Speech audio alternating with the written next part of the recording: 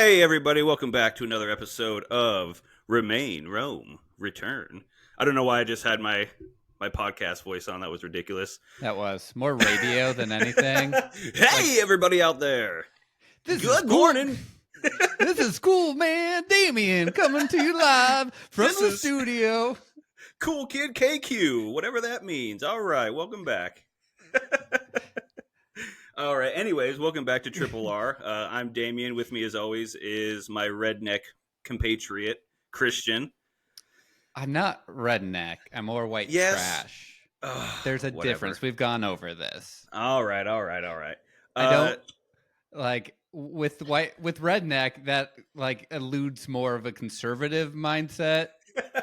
At least white trash is more the liberal, like, oh, I need benefits because that's how I live. Thing. Yeah. So white trash is more like, you still can't take my guns, but I guess you have the right to vote.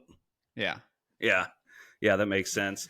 So I apologize in advance for me being a little slow and loopy today. I literally just woke up like 25 minutes ago, so my brain is still kicking in. This is probably the first time we've ever podcasted when it is the AM.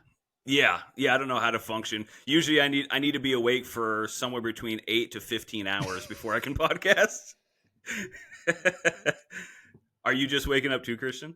No, I ran 15 miles before this. So what the fuck is wrong with you? Training for a marathon again. Training for a marathon. Why would you you can train for a marathon between 24 hours of the day. You don't have to wake up so early.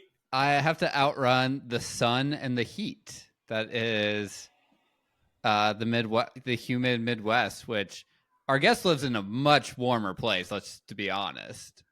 That's a good point. I guess we could transition. That's a good transition. That's a good segue. Christian is a psychopath who wakes up at 5 a.m. to run.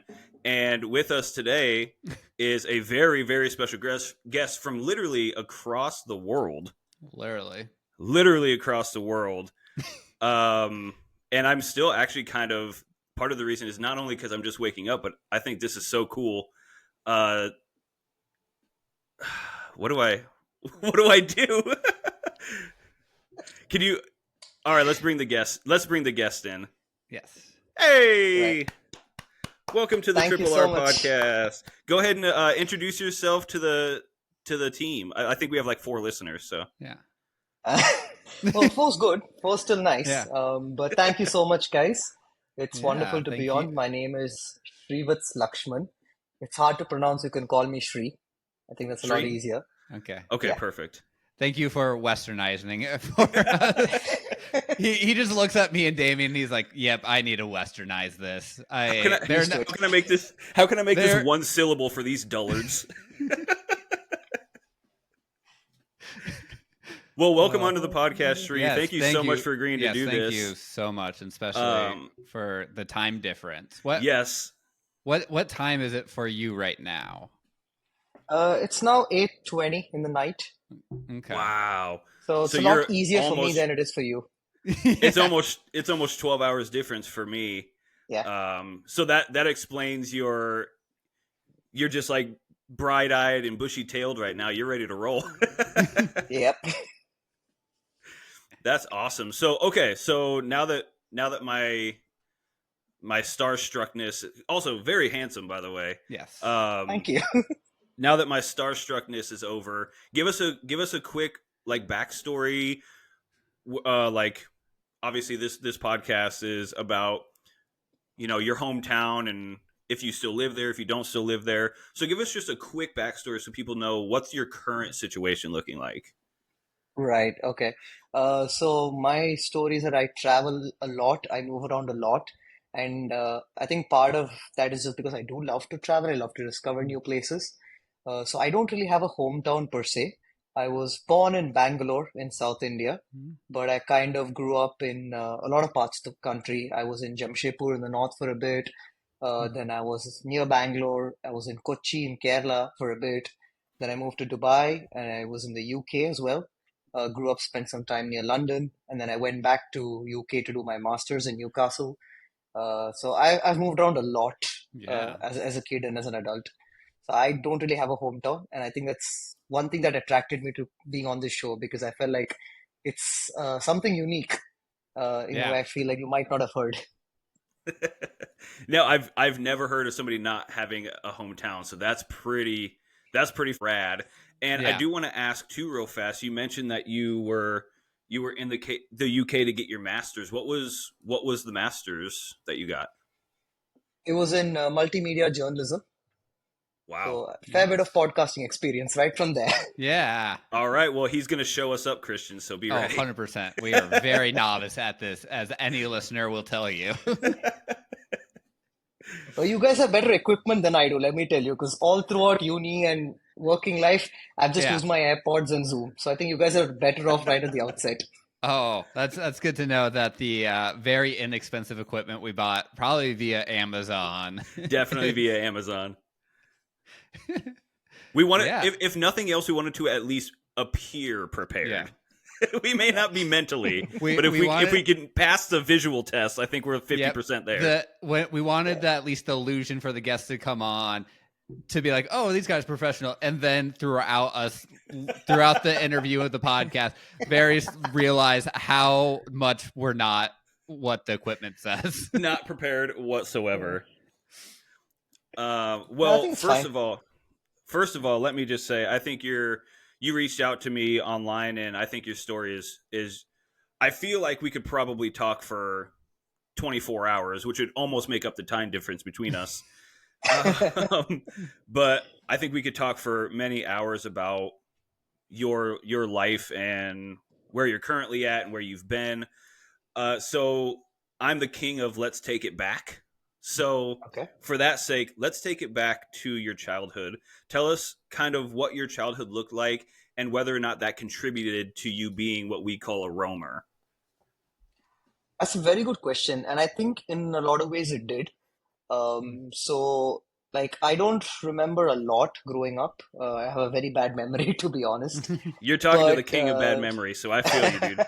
I went on a whole vacation with my family that I have no recollection of, so I'm right there with you. ah, I yeah, love it's though very you similar. just said you're the king of two different things in the span of like 2 minutes. Hey, Christian, can I talk to you on the side for a second? Sorry, Sri, we'll be right back. Christian, if you don't stop making me look like an idiot, Well, we're canceling this podcast. You're declaring yourself king of many things. I have to make him seem like I'm supposed to be here. By saying you're a king. Oh my god! All right, sorry about that, Sri. We're back. I hope you didn't hear any of No that worries. argument. Yeah. Anyways, No worries, before you were rudely interrupted by Christian, please continue. Sorry, I'm Yeah. not a king. Yeah. We're gonna talk about this later. Oh God. Oh, God. Anyway, yeah. So, like I was saying, yeah, we did move around a fair bit when I was young. My dad my dad's always been a very ambitious person. So he's always been like, okay, where's my next gig at? What can I do better? And he kind of always want to follow that. So thanks to him, we moved from Jamshedpur, which is in North India, famous for Tata Steel.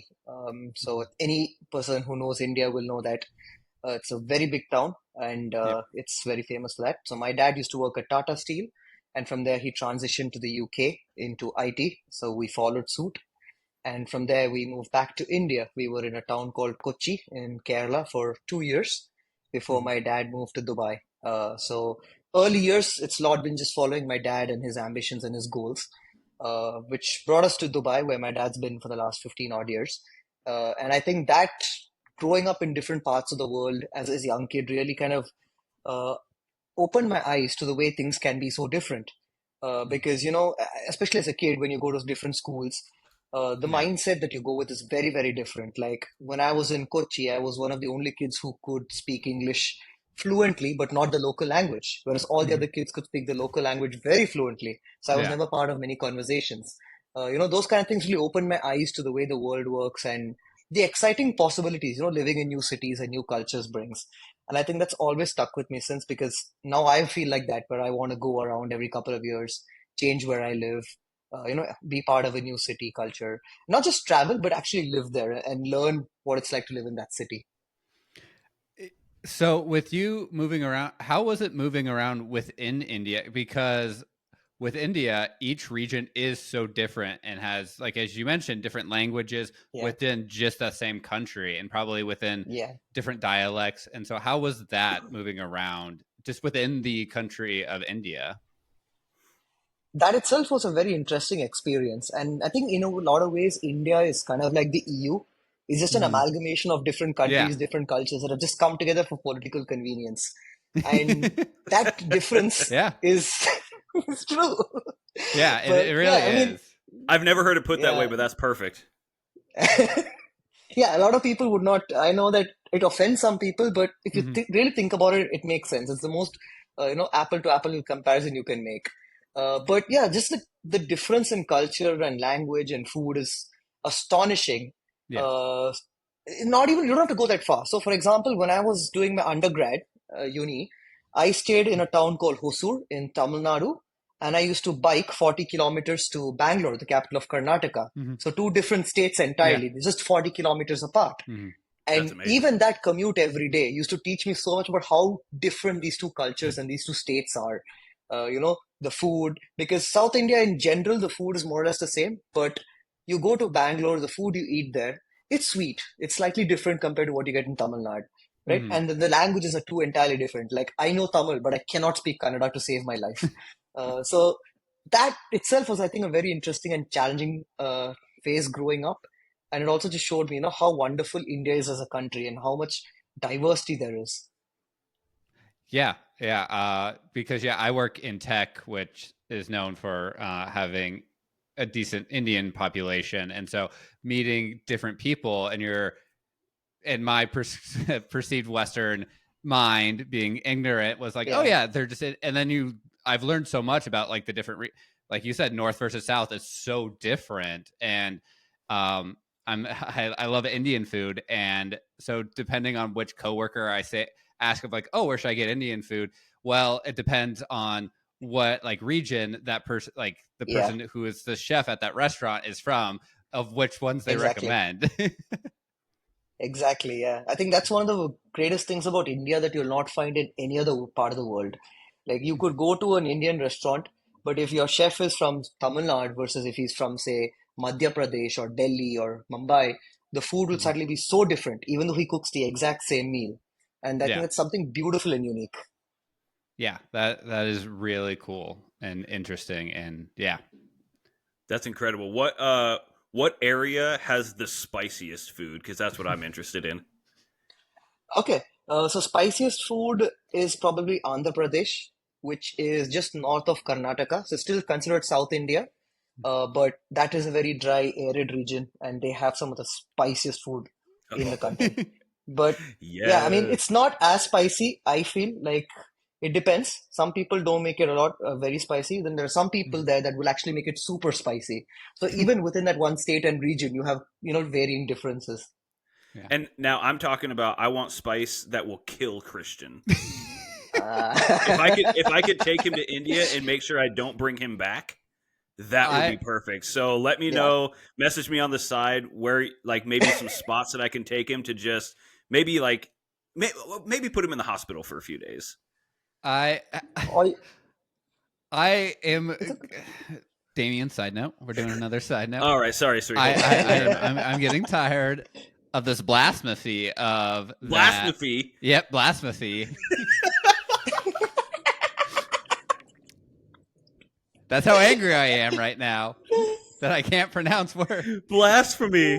Yep, Oh yep. my god, clip it. Blasphemy. Blasphemy.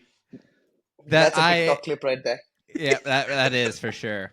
That I can't handle like I for a Midwesterner, I can handle spicy food pretty well. All right. Sorry about that, Christian. You So should get on hot ones. Try the hot ones, and then you see the Yeah, try YouTube the show. hot ones, Christian. That'll be a good one. that I don't think I'm famous enough. Do we meet like me and Damien do our like own spin-off where it's just like Ooh, the Yeah. mild ones? that's a great idea for an in-person episode. When we get together, let's do let's call it like spicy twos. Spicy because twos. then it's like a play on hot ones, but then we're talking about how our shits are going to be burning afterwards. Oh yeah, The spicy number twos. That's perfect. spicy All right, twos. sorry, Sri, we're back. Sorry we about were that. Sorry. brainstorming a little bit. Anyway, so we were talking about spicy food that will not kill Christian. Yes. If you go back and check the record, I Okay. did not mention killing Christian. All right, we're back. So, I was just going to ask him, in your personal opinion, what region has the best, just in general, food? Okay, well, I don't think I'm qualified enough to give you an answer because I still haven't seen the full India yet, Okay. right? I've Okay. only been to a few parts of the country. So I feel like I'd be doing a disservice by mentioning something when I've not tasted the other options on the table. That's fair. Fair enough. Thanks for that, Christian. Having Appreciate said that, I would just like to probably plug in Mumbai street food as my Ooh. favorite so far. So Okay. I've been to a few parts of India, but I think nothing beats the street food in Mumbai. It's just really nice. Mhm. Yeah. Do you have a favorite dish for street food? Like in America, for instance, I think the most common street food is tacos. I think Yeah. that's just like if I could use the term universal for the US, I mean tacos are the ultimate street food. What would you say is the ultimate Right. street food for you personally? Since you haven't been everywhere and Okay. tasted everything, but Yeah, I think for me, it would be the vada pav of Mumbai. So basically, that's fried. I'm not sure exactly what they fry. I think it's a gram flour mixed with something else. Mhm. But you get this little patty and then put it inside a bun. And depending on how spicy you want it, they have two kinds of chutney. So they'll give you a sweet and a spicy chutney. Mm. And authentic Mumbai vada pav will also have one green chili in it. So if you really love your Ooh. spice, you can have that as well. But to me, the vada pav is, I think, the quintessential street food that not just represents Mumbai as a city, but it's something that can be a meal in itself. Like some places you get the vada pav that is so filling, like you have one and your breakfast is done. Yeah. So I really love that as a concept that you can have that as a snack, or you can have it as a breakfast. You get it any time of the day, any part of the city. So in other words, that's just the Indian version of a cheeseburger. Probably, and the healthier version of a cheeseburger. That's true. Yeah. Well, that's not hard to do, especially the way I make them. Yeah. So let's transition for a second and talk about some of the questions that we sent you, because we sent you some questions. So at least we can talk about some material that we have talked about before. So let's do vacations as a child. What did those look like? Because I know, so you were talking about your family traveled a lot because of your dad's career, right? But Yeah. that doesn't get into what vacations look like. Vacations where you're going somewhere not for work but for pleasure. Did you have many of those? Right. And if so, what did those look like? Yeah, we had a lot of vacations. I mean, touch wood, I think I'm in a very privileged place that way. My family's pretty well to do, so we could always afford to travel. And when we were outside India, bulk of our vacations were coming back to India. But I think, in a way, my dad also made it a point to travel to other places as well to try and give us, a taste of what the rest of the world is like. So I have traveled to Europe as a kid. I remember when we was in about sixth grade or fifth grade, we did a trip of Western Europe. That was really Nice. nice. I don't remember much, but I remember doing some of those things there. So that was fun. But I think some of my most memorable vacations were definitely probably coming back to India because it was a Okay. time, to see family and catch up with people.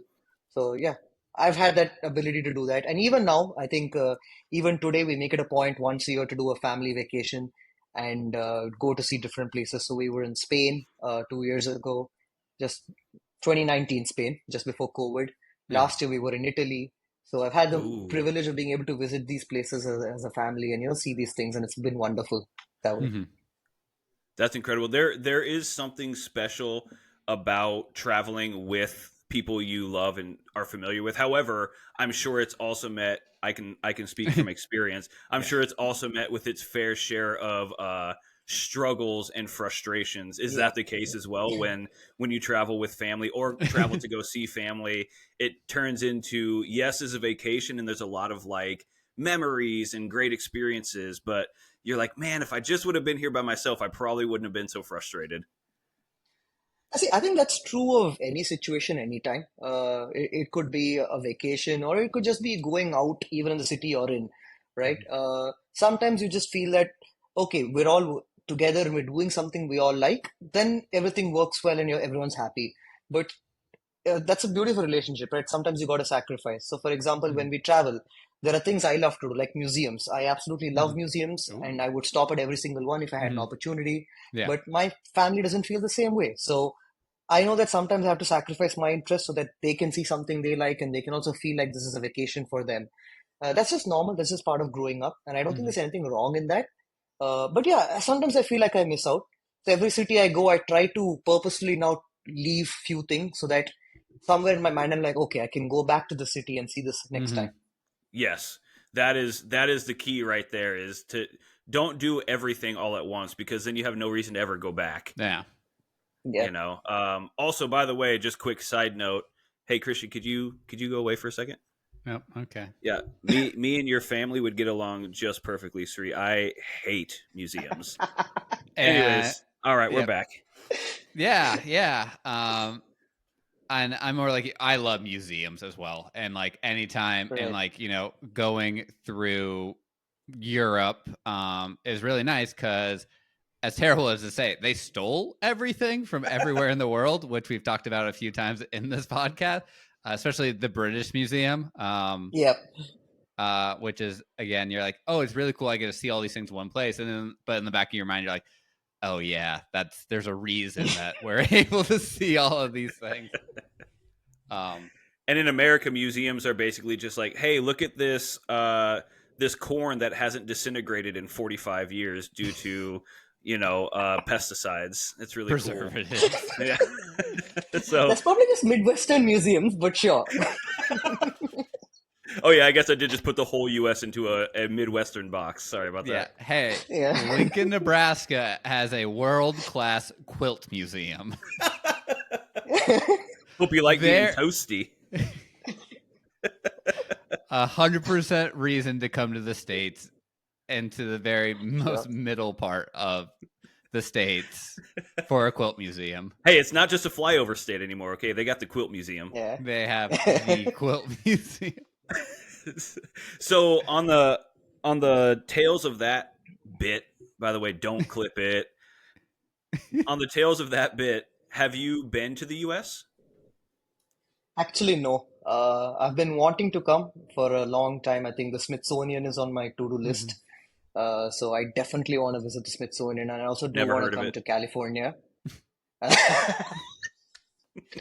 It's okay, David. I think it's a niche trivia. It's for only people who like me, who are real nerds about culture and history. But You mentioned yeah, California. no, I do. I wanna come and see LA. I think I'm very curious as to the magic behind the movie. So LA for me is again a to do, Well, and you have a obviously I would you love to have visit Cupertino. you have someone that you can hit up if and when you ever come to Yeah, LA. I would gladly show you around. yeah. It'd I be a look good forward time. to that one day. Yeah. You got my email. You got my email. We'll be in touch. Yes, absolutely, absolutely. And Christian will be here next week. So if you can make it work next week, Oh, You can book a very long international flight no big deal. in less yeah. than a week. Like 15 hours. Not that difficult. Not bad. Not bad at all. So let's go back to your time in the UK.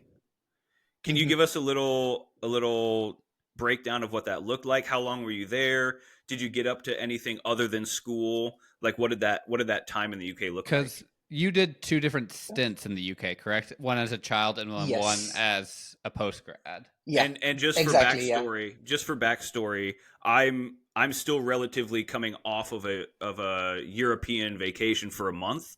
I was there for a Oh, month, okay. and Christian did almost the exact same trip about a decade ago. So I'm Mhm. really curious to Right. compare and contrast like what your time in Europe looked like compared to what we did as because so if I'm not mistaken, you Right. kind of lived there for an extended period, right? Yes. So when I was a Okay, kid, because we we were were in the just there UK for visiting. about 5 years. Okay. So again, I don't remember too much of that time, to be very honest. So I can't give you much clarity back then. But when I was studying in the UK, I know for a fact a lot has changed and it's very different now. Mhm. But I think that's the time that I hold very dear and very fondly to me, because I think that's where I really discovered a place that, if I had to say a hometown, I'd probably say Newcastle in the UK was as Oh, close to a Okay, hometown as I've ever yeah. felt, right on. because it's to me it's a place that had everything that I wanted to feel comfortable. It Hmm. had really nice bars and pubs that you could visit. You could watch Hmm. the sport. I'm a big fan of cricket and football, so for me, Oh. Nice. soccer for you guys, cricket and soccer. So Oh yeah, uh, I am a weirdly huge cricket fan, and I kept up with the oh, IPL this year. Going back to some of my coworkers who are from India, we would talk about the scores and like covertly try to right. watch matches while we were playing. And Christian here, actually Christian actually wanted to add on one word to the name of this podcast, which is he wanted to call it remain, roam, return, or bowler. So Oh, that's awesome. So did you catch the World Cup in the US by any chance?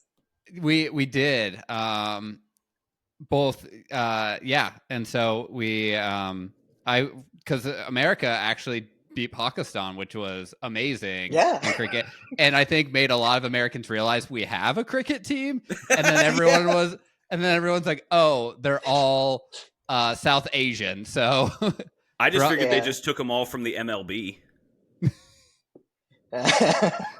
way No, no, different. you guys have, Oh, okay. yeah, Hey, And no, you side guys have note, a Christian, decent creative. yeah, was bowler's the right term, right?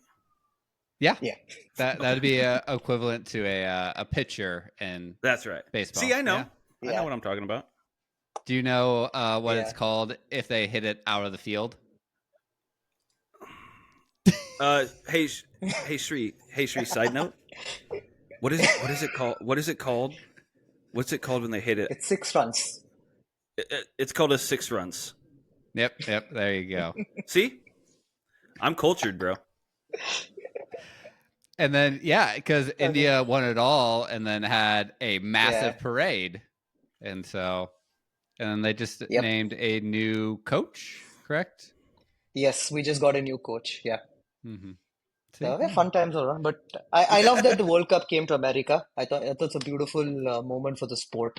Anyway, my Mm-hmm. politics of cricket's an entirely different story. We get sidetracked there, we'll be stuck for hours. But Yes, coming that's back what to I the realized. point, Newcastle. That's what we do. That's what we do. Anyways, Yes. back to Newcastle. We do it But all the yeah, Best time. news. Don't feel Yes. bad. back, Yes. yeah, yeah. Yeah. So yeah, Newcastle for me is probably as close to a hometown as I felt, because like I said, it had everything I wanted. So there was the Newcastle Football Club, right Mm-hmm. very close to where I was staying. So I could go watch the football soccer matches when I wanted to. There was a cricket all around. So we had the Durham Cricket Stadium, which is a major international Mm-hmm. venue. A couple Yep. of games I managed to go catch there as well. And England being England, you had a lot of open areas where people used to play cricket in the summer. Mm-hmm. So I was able to watch games and play as well when I was there. So that was something I loved. And then, like I said, the bars and the pubs, I think that culture in the UK in general, I really love. Mm-hmm. But Newcastle, some really nice bars and pubs. So I love that. And obviously, there was also a lot of interesting events and things happening. So I remember when I was studying, we had the BBC Free Roam Festival. So Ooh. basically, for an entire week, the BBC came and put on this series of guest lectures and talk shows that were free to access. And I Which is always thought that probably was really, amazing. So I could just, yeah, especially being a yeah, journalism student, right? For the BBC to exactly. Yeah, come. for me as a journalism student, that was like the moment. I'm like, oh, this is wonderful. I just got to walk in and listen to all of these great people speak. So I feel like it had everything that I needed to keep myself happy. So for me, that was definitely the most fond memory. Then again, the beauty of living in the UK was that you could travel quite easily Mm-hmm. around to other parts. So I did a fair bit of trips when I was there as well. I visited Liverpool. I was in London a few times. I had family in Cambridge, so I managed to go visit Cambridge as well. So yeah, all in all, I think my time in Newcastle was wonderful. And the UK as a country, I mean, obviously, the time I was there, there was a lot of things happening with the whole Brexit and Oh the yeah. changing politics. Mm-hmm. So I don't think it is as good a condition as it could have been, and I felt that. I felt that because the whole 1.5 years that I was there, after I graduated, I was working for about 6 months as well before COVID hit. And I saw the cost of living go up, and I saw people struggle, especially in London. It was very evident, Mm. right? The number of homeless people on the street just kept on Yeah. increasing, and all of that was very self-evident. So yeah, it was a city, it was a country that was genuinely struggling, a country that was going through change, and I still feel like that's happening today. We're still feeling the after effects of Brexit. Hmm. To me as a journalist, that was a very interesting, exciting time. But just as a person living there, I guess it depends on how well you can acclimatize and adapt. Because some parts of the city and country, people are very friendly, they're loving, they're Hmm. caring, they will go out their way to help you. Other parts like London, not so much. People are so caught in just trying to make a living and staying alive that they don't have time to care about others. Yeah, living because Newcastle is fairly far north in Yeah. the UK. It's fairly close to Scotland in a lot of aspects. Did you notice the like north versus south divide a little bit while you lived there? Yeah, I definitely did. The cost of living was drastically different. Hmm. So, just for context, when I did graduate, I spent 6 months working in a place called Bath, which was next to the Hey, Welsh border. so Oh, I you guys actually, visited? so I lived in the UK for 6 months and studied there and I actually lived in Bath, which is Oh, very posh yeah, and very expensive for when you're a student. And yeah, luckily, my housing was paid for, so I didn't have to worry. But yeah, it was the cost of living is not great there, and it probably has gotten much worse. This was a exactly. decade ago, so Yeah, it's gotten much worse now. It's gotten much worse now, I can tell you, because when I yeah, was studying in Newcastle and I could easily make it through, then when I moved to Bath, even though I had my own income, yeah, I had this challenge of, oh shit, everything is now really expensive. yeah, And yep. that north-south divide is very prominent. Like, Mm-hmm. I think, again, a very unique thing to just the UK. Like, a lot of countries, you don't have that kind of divide between regions, Yeah, the way the UK has it so geographically. Yeah. yeah. It's So in this. from a journalism standpoint, I want to ask you a hot topic question. Oh.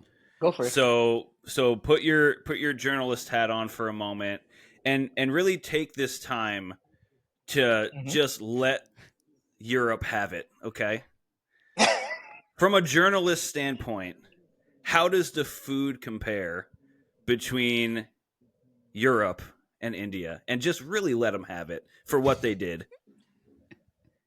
Okay, so it's very simple. See, Europe as again, you have to look at it as a north-south geographical divide, right? Because the Mhm. south, because it's hotter and more conducive to growing certain fruits and vegetables, you have a Mhm. more a variety of food options there. So if you take Spain, for example, you have tomatoes, you have peppers, you have all of these things that go into Spanish food because they can actually grow it there. Mhm. Whereas if you look at the northern Europe, you don't have that kind of an option because it is so cold. You can practically only grow a handful of food items, right?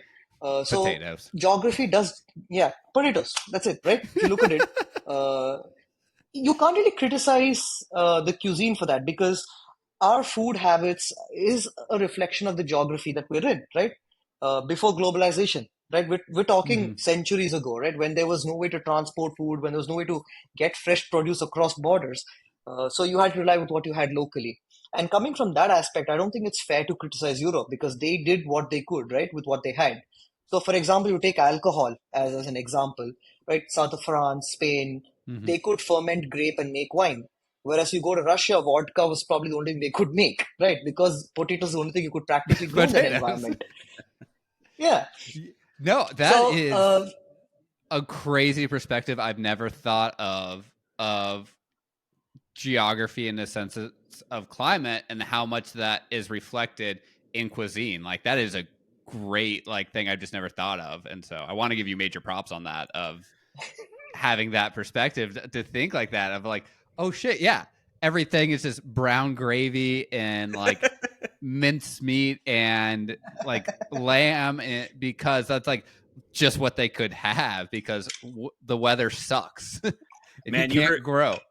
Christian, you heard that yeah, way see. differently. All I heard from Sri was fuck the aristocracy.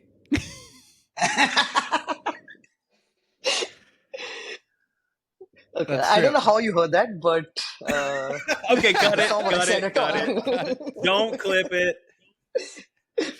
No, That's true. that was No, no, I a mean, really good take coming from I was in the culinary industry for over a decade, so hearing that Right. breakdown of like the difference between it really is very poignant. And I think that's something that a lot of people don't think about is where you live and where you're from completely impacts what you're capable of creating with what you're given.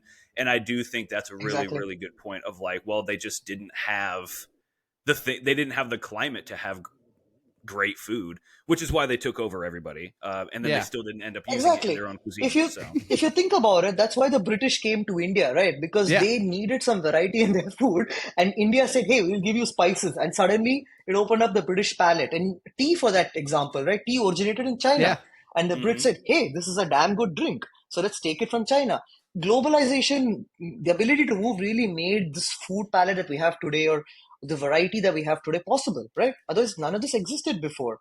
And I think Yeah. that's Absolutely. something we still have to remember. Our culture, our history, our traditions, they go back centuries and decades that we won't remember for sure. We don't even think about it, but we should. Mm-hmm. Yeah, that reminds Absolutely. I me mean, of the book. It's called, I think, Salt, or How Salt Changed the World, about essentially what you just talked about. Like, major exploration from the Westerners was because they're like, yeah, this stuff isn't great. And so, like, salt, of course, is super Yeah. bland, but it added flavor, but it could preserve so much. So you could travel long times on a ship. And it also made me think of the Yes. Spice Islands. mm-hmm. The only reason essentially we went, even attempted to go around the world, was to try to find an easier way to get to the Spice Islands.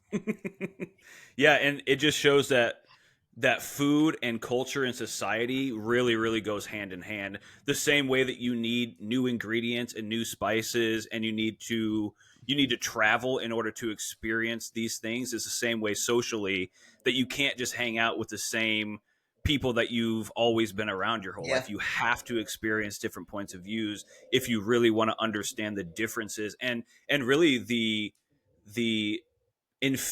like the infinite amount of opportunities that you have to connect in different ways. And I think also one of the best ways besides this podcast to really get to know people Yeah. and connect with people is through food.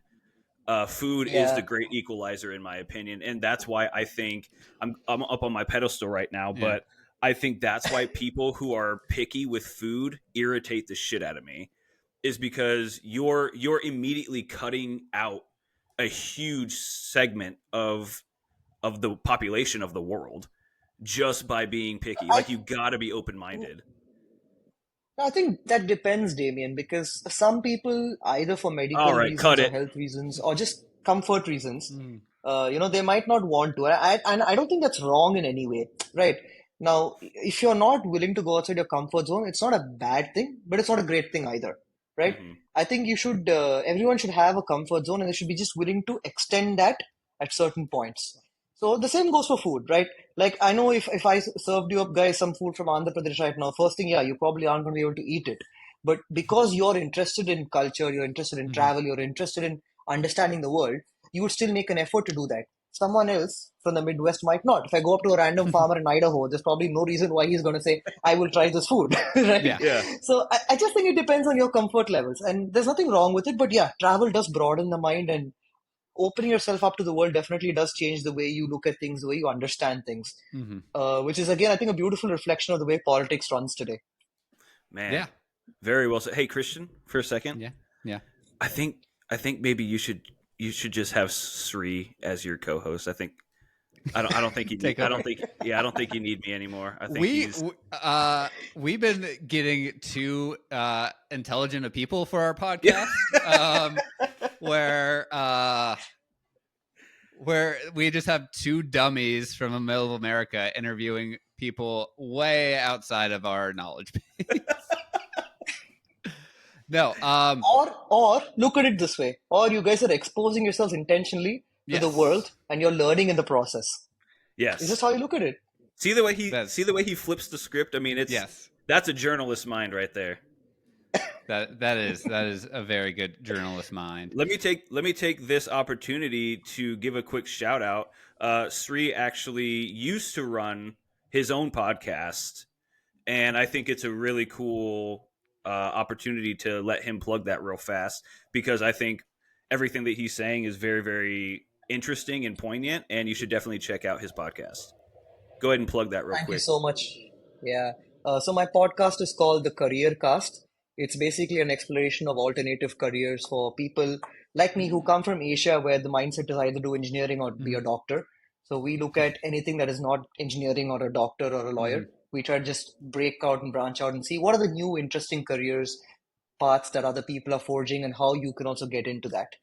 So I did about 25 episodes in all, and it's Mhm. really it was a great learning experience for me. So I'm pretty sure anyone who wants to listen will also learn a lot of interesting things about very novel, unique careers that you didn't Mhm. even think were possible.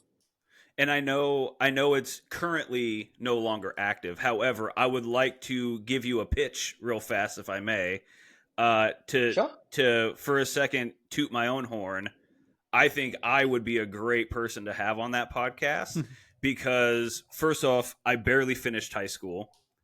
I never went to Okay. college, and I've had damn near 70 jobs in my life, and I'm Yes. 34. Wow. Uh, so I think I could give some very interesting insights if you ever wanted to, reprise Done. your Let's role do it. as yes, booked, baby. That's how you get opportunities. Yeah. I, No. I love to hear That people. So yeah, let's do it. podcast reminds me a lot of. I really like this Indian American comedian. His name's Hassan Minhaj. He is fairly global. It's Ah, Hassan okay. Minaj. There we Whatever you go. just said. It's Hassan Patan. I can't even say English words, so we're past this. But one of his comedy specials was talking about how, like, having parents from India who were very much like, you need to be a doctor or like a lawyer, and he was like, I Yeah. want to be a comedian, Yeah. and that internal struggle of having that. So sounds like exactly Oh what yeah. your podcast is kind of about, like Yeah. getting those parent I expectations, right? Exactly. It comes from a similar place because, I think it's just the way the Asian society, and when I mean Asian, I Mhm. mean like India, Pakistan, Yeah. Bangladesh, all of this. I feel like we are fine-tuned a certain way because, again, 200 years of colonization, and then suddenly we were a country and you had to kind of Yeah. build a country overnight. So all of that just, snowballed into this thing today where certain expectations are there, and then that's always going to be an engineer, be a doctor because they're stable Mhm. careers, or get into like a government job because then you're Mhm. sorted for life is the mindset. But yeah, like Hassan, I think there are a lot of other options out there, and that's why I love him. I think he did a really great job Mhm. of exposing Yeah. that to the world. And the way he said that no, we can do different things and we should be allowed to do different things. Yeah, he's one of my favorite comedians. Yeah, no, it's always interesting to go to his shows because it's like usually a very Asian crowd, and then it's like me and my wife who just kind of stick out a little bit. It's just two Western European looking people. So, Yeah, but no, I we're loved, yeah. big on comedy on this podcast. That's actually kind of what started this whole preface or this whole premise, sorry, not Mhm. preface. This Yeah. whole premise of this podcast was Christian and I are both very very into stand-up comedy. Christian tried to do it for a Okay. little while until he moved. Mhm. And it's just it's why we did this because I'm not brave enough to do stand-up.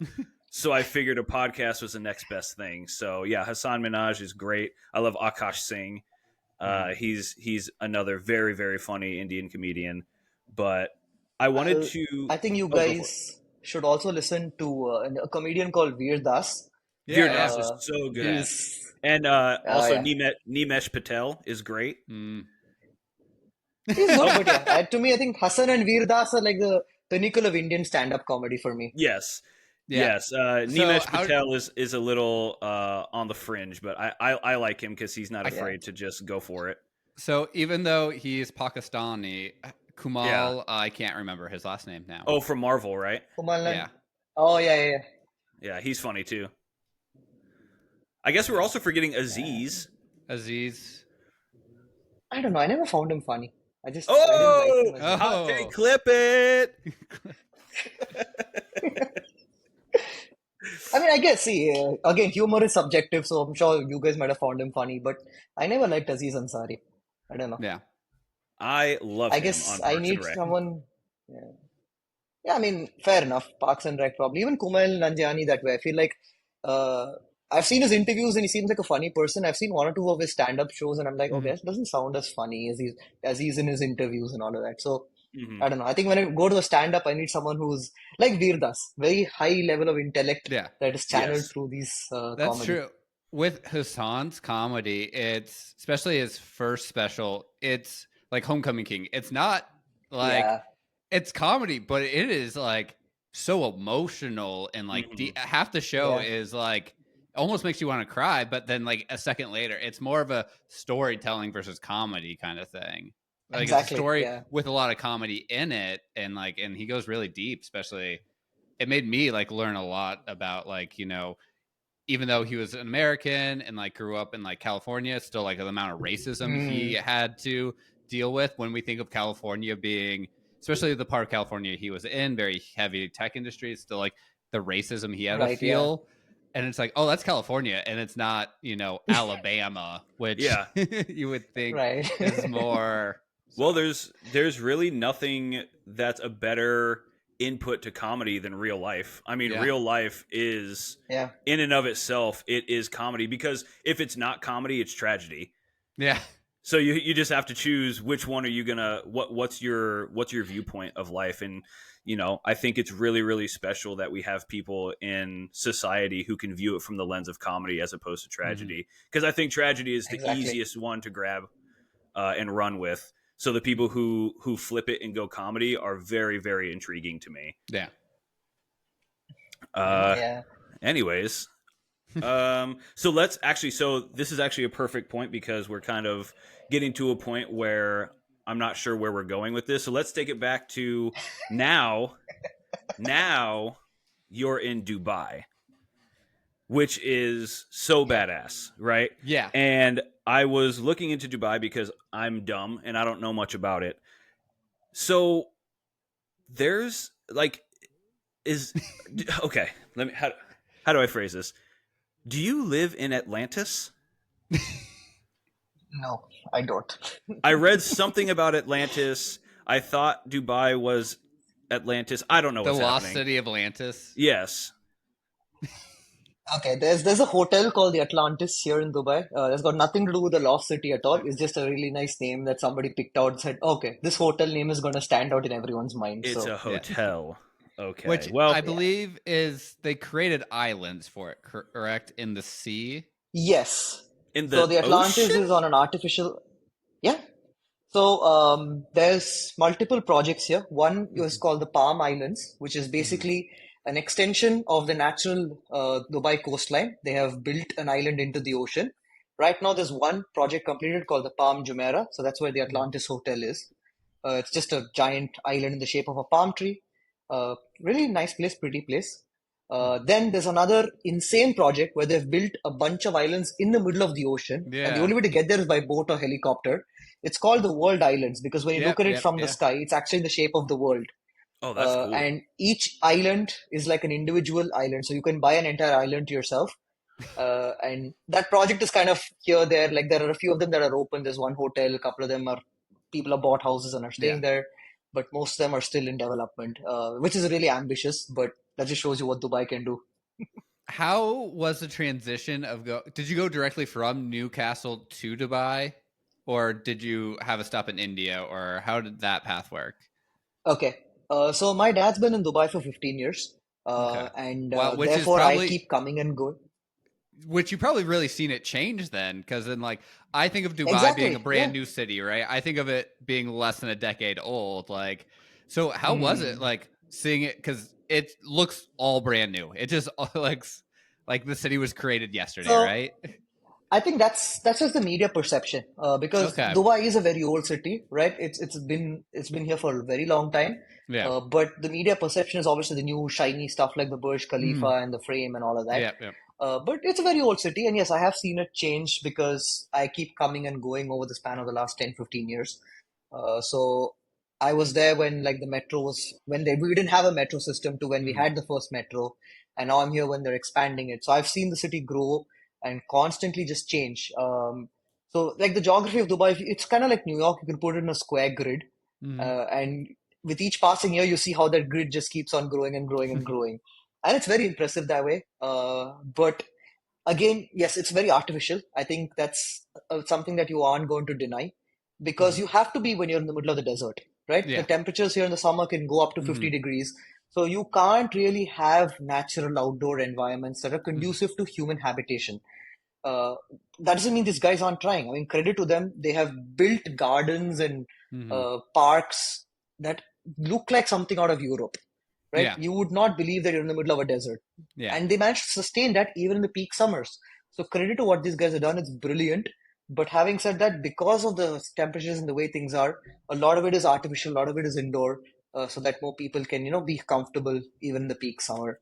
But yeah, they've grown immensely, and I think it's one of my favorite cities for that reason. Uh, Living here on the fence, sometimes I think it's great, sometimes I feel like, damn, Yeah. this is not a great place to live. But I think as a city, the story of Dubai, when you look at how it has grown and transformed itself, Hmm. there are very few cities that have this kind of a story. Yeah. And I think, again, a lot of credit you have to give it to the current king, Sheikh Mohammed, Hmm. his vision to build the city to what it is today.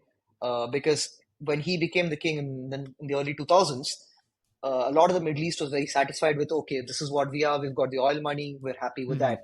But he foresaw a future where oil is not going to run the economy. Yeah. And he, put an emphasis on diversifying the economy.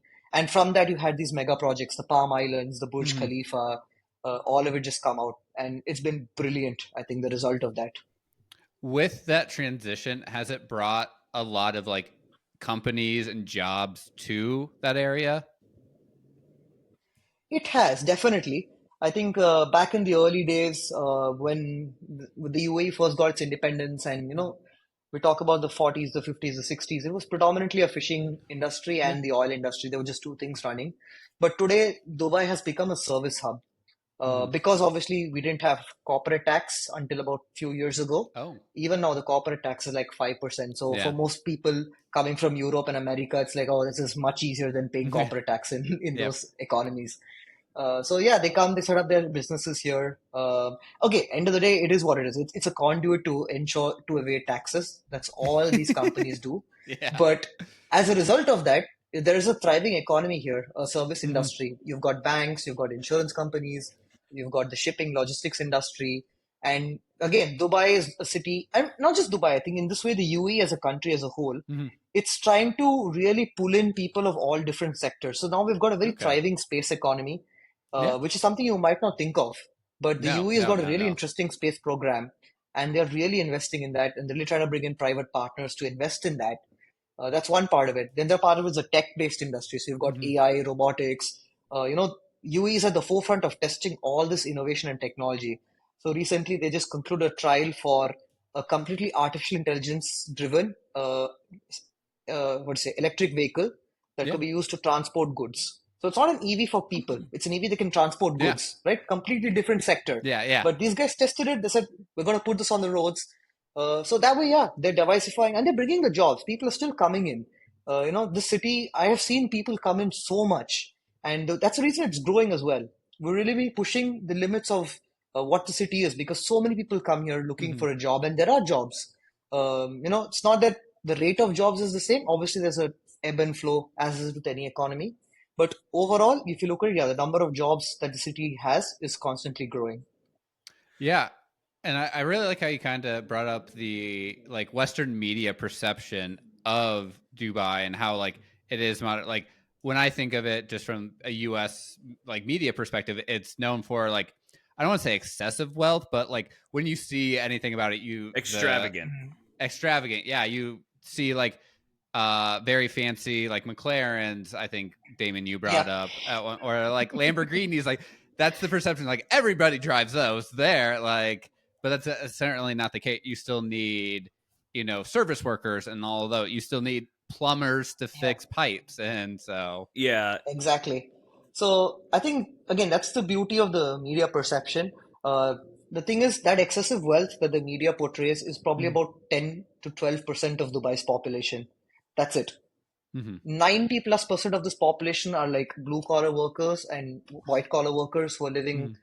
either below the median average or just above the median salary range, making a living, struggling to make a life, and just getting through it. Because obviously a bulk of this population are expats. So for them, the core is Mm-hmm. come here, make money, send money back home so their families can live Mm. well. And that's really the through line that connects people in the city. It's people who are here because they want their families to live better back home. Yeah. And so you will never see that portrayed. And I can understand why maybe you wouldn't want to portray that well, because that's a story of struggle, of hardship. But I think that's the beauty of Dubai in its way as well.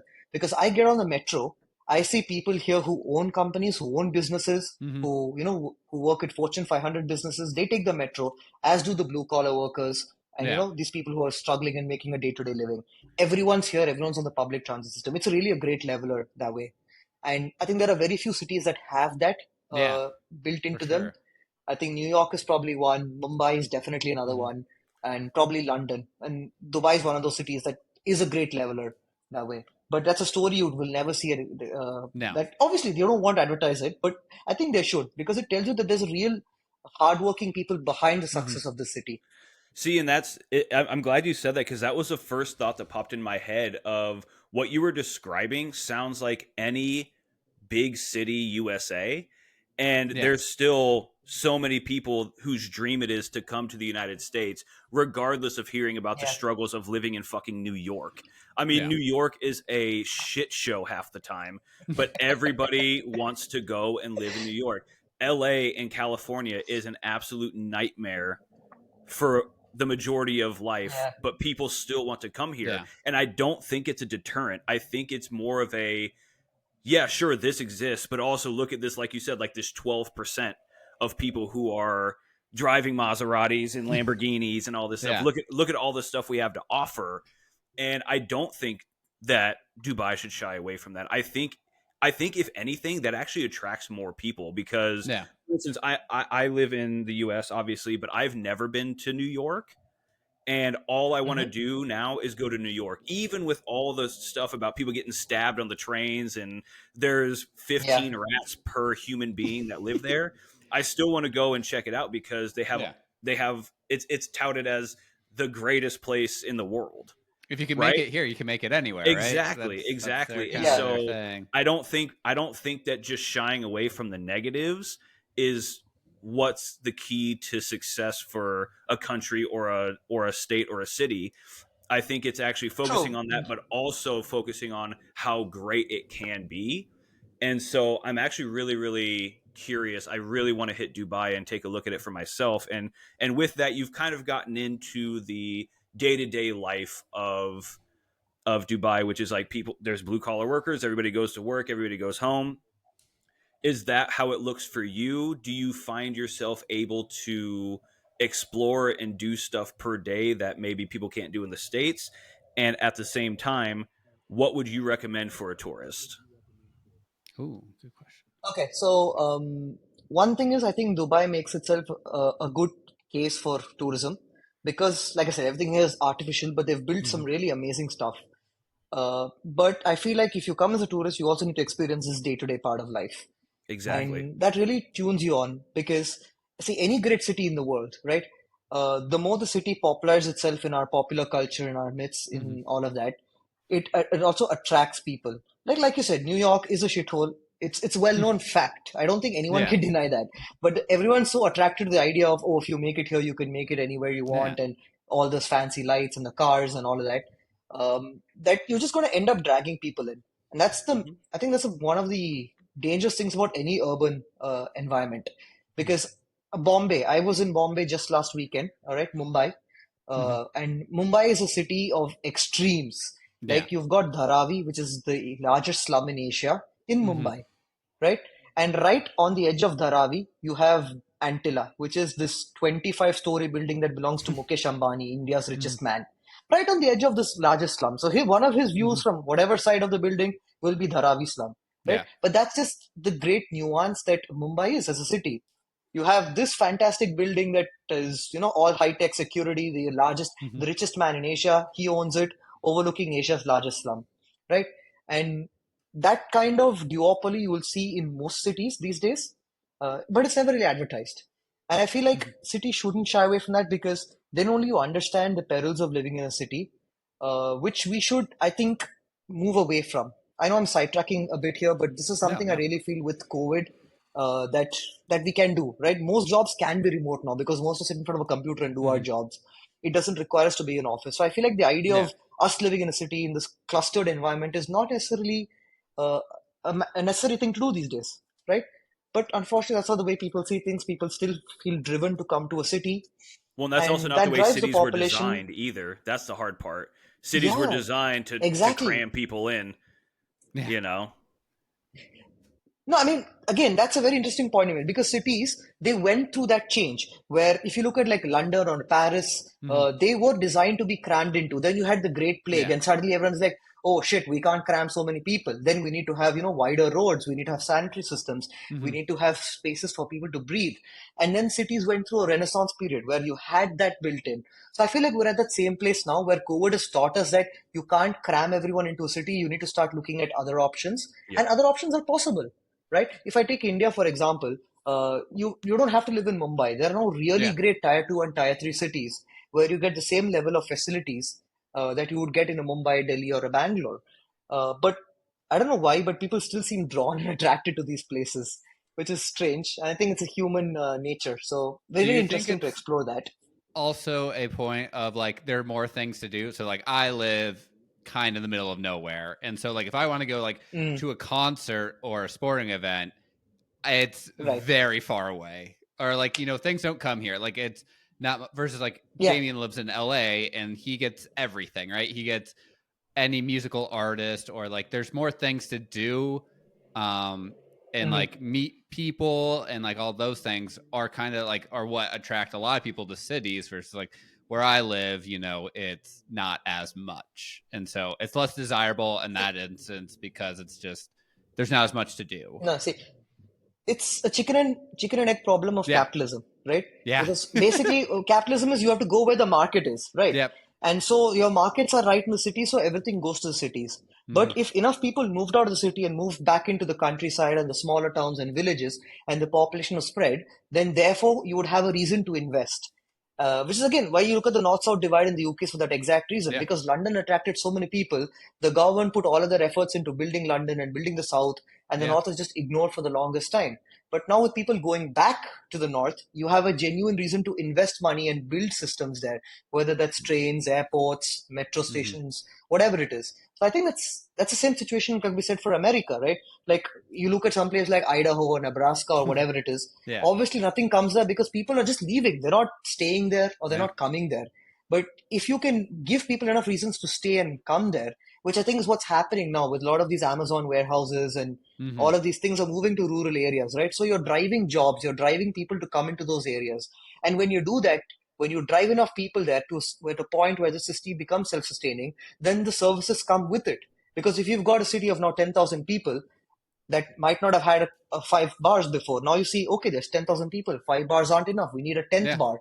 So then six to 10 opens up there. And then, okay, you have 5,000 people. So maybe you need live music. So you want to build a live music venue and you want to bring artists. So it's a chicken and problem of capitalism. And I think that's where governments need to take more initiative Hmm. because you need to push people there, which is again, coming back to Bangalore is a very good example Yeah.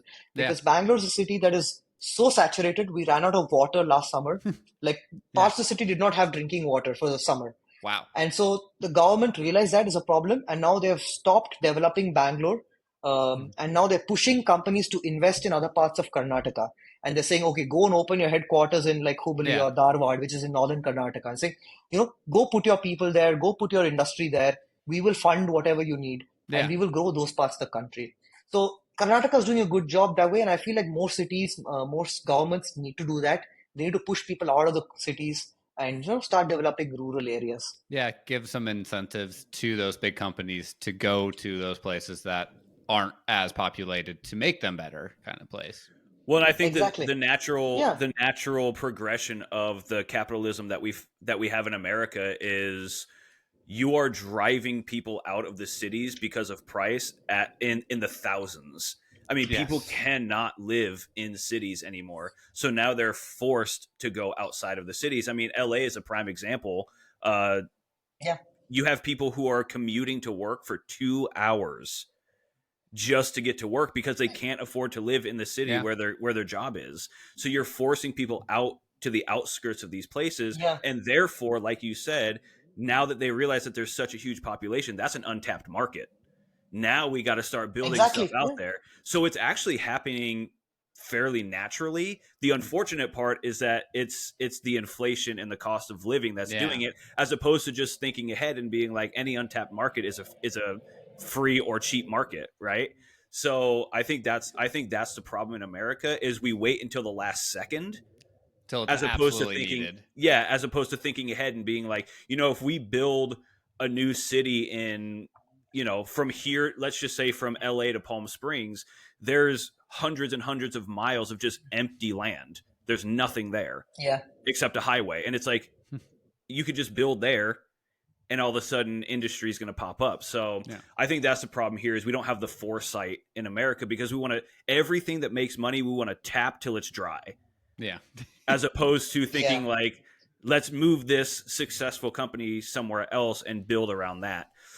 So I think that's a really good point. I think that's it's a good point, Damien. I don't think that's a very uniquely American phenomenon. I think it's a global phenomenon. You look at everywhere, like China, for example, right? You have Shenzhen, you have these cities that have now just become cities Yeah. where China said, okay, we're going to put stuff here. So they were one of the few countries that said, we're going to build cities out of nothing because we want to put people here and take them away from Beijing and all of our Yep. already saturated markets. And okay, that's an effect of the government for whatever reason. But if you look at other capitalist democracies, India is another example, the UK, Spain, France, whatever you want, right? All these countries are very American that way. They don't try to push into the rural areas because they think that, okay, if it's a city, the infra already exists, just piling on top of that.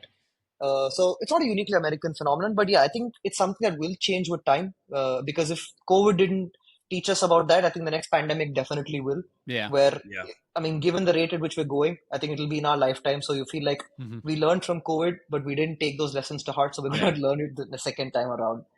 But I think, again, that's one of the few ways I like Dubai because they have kind of, the UAE in general, right? They've kind of foreseen that we can't put everyone in this one tiny pocket. We need to be able to expand. And I think it also helps that this is all desert because you build into a desert, no one's going to accuse you of deforestation. Yeah. Whereas you do that in any other part of the world, they're going to have problems. They're like, how dare you cut down trees? So the Middle East has that one advantage where we can just build anywhere and then no one's going to give a shit about the environment. Pretty soon, But yeah, I think there's going to be a anti-moving sand movement, I'm sure. That sand, we need that's the been sand. there forever. No, at that point, it's probably going to be more about water than anything. Yeah. Well, Yeah, exactly. But yeah, I think that way is, like I said, Dubai and the UAE is nicely growing. We've expanded nicely into the desert and we're building these communities that are kind of all inclusive. So one thing I've seen here that I'm yet to see in other parts of the world, I'm sure it exists, but I've not seen it, is this idea of a master community. So where I work, for example, JLT, Jumeirah Lake Towers, the idea is you have one community where you have residential, you have offices, you have some sort of medical facility nearby, you have a school. It's all within that one community, which is within a 10-15 minute radius. Oh, So yeah. in theory, you should be able to walk and get everything you need. And they densely pack that here in Dubai. So JLT has got all of that within like a 15-20 minute walk. And now a lot of communities are coming up like that in the middle of the desert here. And I think it's a great concept because it kind of forces people to live, work, and play in the same area, thereby cutting the need to travel excessively and all of that. But then on the flip side, some of these communities are insanely expensive. So they do price a lot of people out. So, again, it is what it is, unfortunately. That's a problem in there's LA potential. too. I kind of actually had that in the back of my mind when you were talking about something earlier about, the idea of a 15-minute city of like, wherever you live, you should be able to walk wherever you need to go within 15 minutes, be that a hospital or grocery store or whatever you need. Like most daily things you need are within like 15-minute walk, which in the States is just a bonkers concept. Like I can't walk like where I live, and I live like in the city of like, I can't walk to a grocery store in 15 minutes. Like majority of America can't even drive 15 minutes to get to a grocery store. And so I think that is a great concept that's becoming more of a thing. Yeah, see, I'll tell you that America is a slightly different story that way. Yeah. This is something I learned when I was in uni. Very interesting. So the whole idea of America, right from your independence, was that people should be independent. They should be able to be personally do what they want to do. They need to have their own space, right? America comes from a very individualistic perspective. Yep. So that's why your cities are also built like that. They're spaced out. Nothing is easy to access No. because you had a very high premium on being left alone, on being independent to achieve what you wanted. Whereas Europe was built on the idea of collectivism, right? Where we said we need to live as a society, as a community, which is why European cities tend to be designed that are more walkable, and public transit is always something that Europe is designed for because of that. Whereas in America, public transit was never part of your what do you say ideology as a country. Yeah. It was always get a car, drive yourself to where you need to go. Yep. And So I that's think the reason America is where it is today. And I Yeah. think I think what you just said about get a car is one of the major factors too. Is Oh, yeah. look at America was founded on factories of building cars. I mean, Detroit Exactly. was the car manufacturing city. So why would you build a city where you don't need a car if that's your main export? Why you have to Exactly. force people into having cars? I mean, you cannot exist even in Omaha, Nebraska, where Christian and I are from. You have to have a car. And now I live in LA. If I didn't have a car, I would never get anywhere on time. I would be 2 hours late to everything. Yeah. There are very few cities in America that you can very easily, like New York and Chicago are the two that come to mind, where like the public transportation, like going back, they're more set up like European cities of their public transportations. For obvious reasons, that's where they first colonized. I mean, so that was still the last bastion of the European mindset was, you know, this concept works and let's do it this way. Especially the other thing to remember too is when you go like, especially like Northeast, they have relatively small amounts of land as opposed to then you get further west, you get Texas, you get California, you get all these places that are just, I mean, the size of countries. Yeah. So how are you realistically going to build a public transit system for an entire country? And it's like, I know obviously they've done it in Europe, but also all of those countries, you can fit 5 or 10 countries in Texas. So it's like, so that's part of it too. We have such a massive amount of land. No, see, land is one thing. I think the other thing is just the will to do it. Like, for example, you take Europe as a whole, right? I can now take a bus or I can take a train and go from Germany to Spain or Italy or whatever it is. That network exists in Europe. It does not exist in the US, right? Your Amtrak covers what, 20% of America, right? Yeah. So that will to do it just does not exist because of the mindset, right? The American mindset is very individualistic. You're like, why should I do something for another person? And that's how the country was founded. So we can't blame your current government or whatever, right? It's the ideology that goes back so many years. But that's what you have to change, which you are changing now, which I like to see, right? The investments that are being made in public transit is great. Cities are getting metro systems. They're learning to adapt. They're becoming more walkable. And obviously, you can retrofit cities, but it's never going to be as great as when you build it from the outset to be that way. Yeah, and so I guess to sum up, because we're never going to solve America's greatest problems, but at least we're opening up a I think this is the most political podcast we've had so far, and it's actually been it's been very interesting. However, I do want to go back before we get to the last couple of questions here. We are reaching that time. I do want to go back to my original question of what would you recommend as somebody who lives in Dubai? What would you recommend as somebody who lives there for tourists to do? Because, you know, a lot of people who live in other countries don't recommend the tourist attractions, right? So I was wondering if you would recommend the tourist attractions or if you would recommend something outside of that. Okay, so I say there needs to be a balance of both. I think some tourist attractions like the Burj Khalifa you cannot miss. The view from that 164th floor is breathtaking. It tells you how small humanity is. And it really humbles you. So I think that's something you should definitely do. Likewise, the other tourist attractions probably go to like the Dubai frame. Interesting view, old Dubai, new Dubai is worth doing. Atlantis. So these are things that are really, they're very touristy, they're very gimmicky, but they also kind of show you that, you know, this is what money can do, right? That if you don't have money as a barrier, this is insane levels of construction. But beyond that, there are some things which aren't really built as a tourist attraction, but you should definitely visit. For me, key amongst them, one is Al Sarkal Avenue. It's a small art district in the middle of this industrial part of Dubai.